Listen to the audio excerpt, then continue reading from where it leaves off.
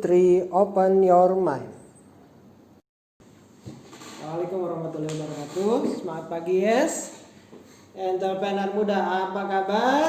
Yes, alhamdulillah, luar biasa, harus lebih baik. Allahu Akbar. Yes, yakin esok sukses.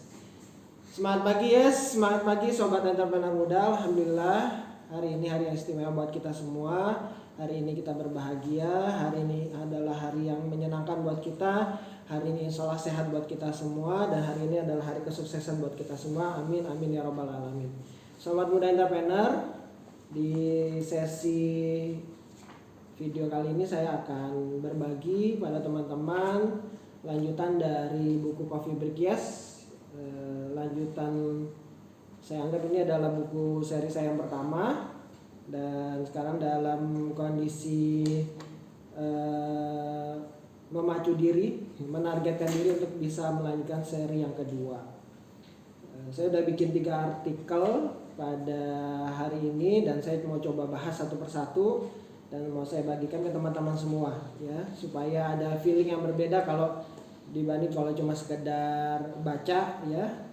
Mungkin kita bisa menangkapnya dari persepsi diri kita sendiri, tapi kalau kita bisa dengar langsung secara audiovisual dari orang yang menulis, mungkin feelingnya, perasaannya akan beda ya. Saya akan bagi dan teman-teman bisa baca ya tulisan lanjutan Coffee Break Yes seri yang kedua ini di fanpage Yes ya. Silakan buka fanpage Young Entrepreneur School. Untuk edisi bukunya masih develop ya, tapi artikel insya Allah secara satu persatu bisa teman-teman baca. Di artikel yang lanjutan di seri kedua yang pertama saya bahas tentang judul yang menarik ya. Judulnya menarik. Judulnya adalah ikhlas menerima adalah syaratnya. Wah, ini berat nih ya, materi tentang materi ikhlas ya. Karena memang berhubungan dengan kondisi kita saat ini yang sedang diuji dengan pandemi COVID-19 ya. Saya ketika diamanahkan mengelola sebuah sekolah Young Entrepreneur School ya, sekolah bisnis anak muda, mengalami fase naik turun, fase mendebarkan ya, dan setiap tahun selalu ada fase-fase tantangan ya, mulai dari tahun pertama, tahun kedua, dan ketiga, dan sekarang alhamdulillah kita masuk tahun ketiga. Dari tahun pertama secara singkat ya sejarahnya ya, sini mulai dari nyewa kontrakan rumah di pelosok kota Depok ya, mensulap bekas warung kios jadi sebuah ruang kelas, sampai kemudian akhirnya tahun kedua kita mulai memberanikan diri buka kelas di hotel, di Cafe Hotel Margonda Depok. Dan syukur alhamdulillah di tahun yang ketiga Allah memberikan jalan yang terbaik buat Yes. Kita akhirnya punya kampus sendiri, tempat sendiri di apartemen Taman Melati Margonda.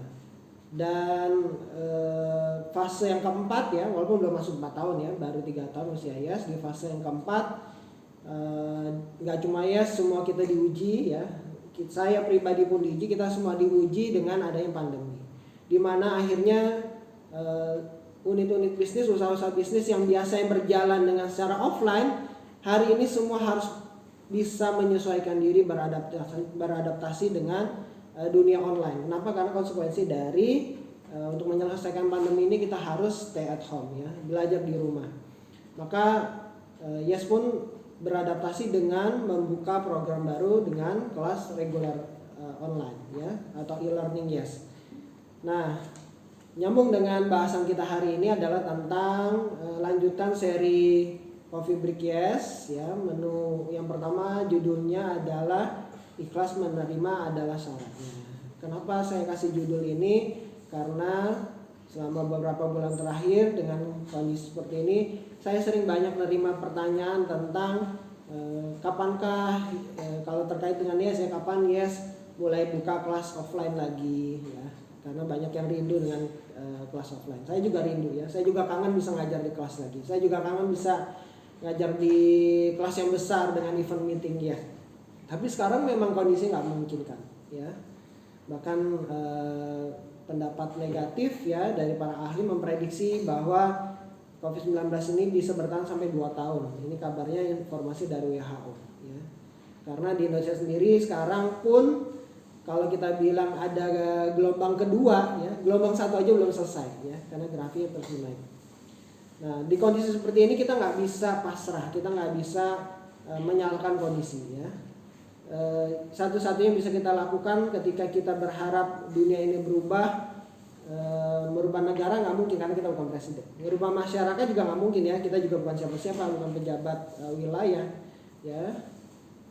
Hal yang paling bisa kita lakukan adalah merubah keluarga kita ya. Kalau kita sudah jadi kepala rumah tangga ya, kalau belum jadi kepala rumah tangga, yang paling bisa kita rubah adalah merubah diri kita sendiri. Itu hal yang paling bisa kita lakukan. Jadi sebetulnya dalam kondisi seperti ini yang bisa kita lakukan yang utama adalah rubah diri kita sendiri. Nah, apa yang kita rubah ya? Kita mulai rubah dari sesuatu yang paling mendasar di diri kita dan itu berpengaruh pada masa depan kita. Ya, letaknya di mana? Letaknya ada di sini. Ya, baca lihat di sini ya, di dalam sini. Ya, di hati kita ya. Di hati kita ya. Ini hal yang mendasar yang membuat diri kita tetap bisa bertahan hidup, bergerak ya. Saya sebutnya hati ya, di mana tempat anugerah Allah Subhanahu wa taala dalam bentuk iman ada di dalam hati kita ya. Karena ini kekayaan yang paling mahal ya. Kalau banyak orang tanya ke saya apa sih kekayaan yang paling mahal di dunia, menurut saya bukan harta, bukan tahta, bukan wanita ya. Harta yang paling mahal itu adalah iman ya. Harta yang paling mahal itu adalah kebahagiaan yang ada di dalam hati kita. Letaknya kebahagiaan dan letaknya iman ada di hati kita. Nah, yang perlu kita selesaikan pertama kali ini dalam kondisi sesulit apapun ya. Nanti walaupun nanti kita akan kembali ke kondisi new normal, normal yang baru ataupun kondisi yang sedang diuji, adalah selesaikan urusan di hati kita masing-masing. Gimana cara menyelesaikannya? Kalau kita punya masalah di hati kita belum bahagia, kita belum merasa iman kita mantap ya, maka hal yang paling penting kuncinya adalah ikhlas. Ikhlas. Mengikhlaskan segala sesuatu yang terjadi. Kita ikhlas bahwa memang ujian ini adalah takdir dari Allah SWT. Kita ikhlas bahwa memang kondisi saat ini kita diuji, bisa jadi ada yang diberhentikan di tempat kerja kita, ada yang penghasilan kita akhirnya jadi berkurang. Kita juga ikhlas akhirnya tiap hari harus bertemu dengan anak-anak yang harus mereka tiap hari ketemu dengan para gurunya. Sekarang orang tua pun harus pusing mikirin ngajar anaknya gitu kan. Kita juga harus ikhlas bagaimana caranya kita bisa mengakali finansial keuangan rumah tangga kita supaya cukup ya. Semuanya kuncinya di ikhlas ya.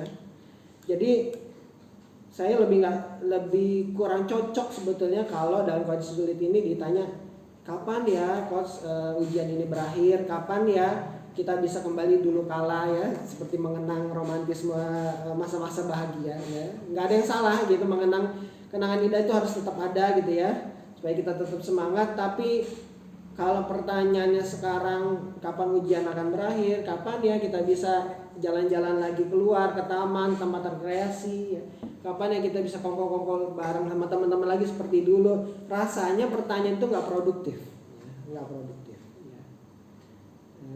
Kenapa? Sekarang kita harus habisin waktu kita, pikiran tenaga kita untuk bicara yang produktif. Apa yang produktif? Apa yang bisa kita hasilkan di kondisi saat ini? Apa yang bisa kita hasilkan? Apa yang bisa kita dapatkan dari kondisi saat ini? Tapi kalau kita terus dibebani dengan pikiran ya, stres dengan beban hidup kita saat ini yang makin berat, maka selama ini kita nggak jalan-jalan, nggak bisa move on. Istilah anak muda nggak move on gitu, nggak bisa move on. Jadi gimana caranya untuk move on adalah ikhlas ya.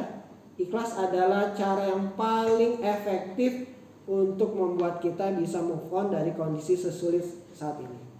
Nah, karena ikhlas itu menurut saya adalah salah satu ciri orang cerdas. Apa bedanya orang cerdas sama orang bodoh? Ya. Bukan ujian pelajarannya atau bukan ujian bangku sekolahnya yang bagus, tapi bedanya orang cerdas dan orang bodoh adalah kalau orang cerdas berpikir tentang masa depan dan apa yang bisa dilakukan hari ini, sedangkan orang bodoh terlalu memusingkan masa lalu sehingga nggak bisa move on di masa sekarang, apalagi bicara tentang masa depan. Jadi ikhlas itu adalah indikator bahwa seseorang itu dalam masuk kategori orang cerdas. Orang cerdas tidak berpikir tentang masalah yang terlalu berlebihan, ya, dia bisa move on.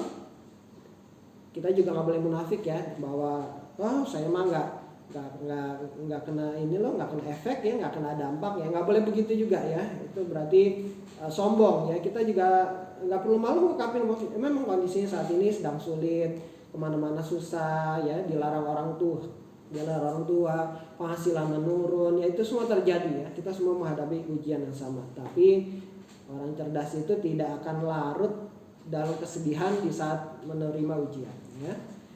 Gimana caranya supaya bisa move on ya? Kuncinya adalah ikhlas ya. Itu saja teman-teman sekalian, sesi pertama dari seri kedua Book of Feedback Yes ya. Judulnya adalah ikhlas menerima apa adanya. Dari saya cukup. Semangat pagi untuk kita semua. Assalamualaikum warahmatullahi wabarakatuh.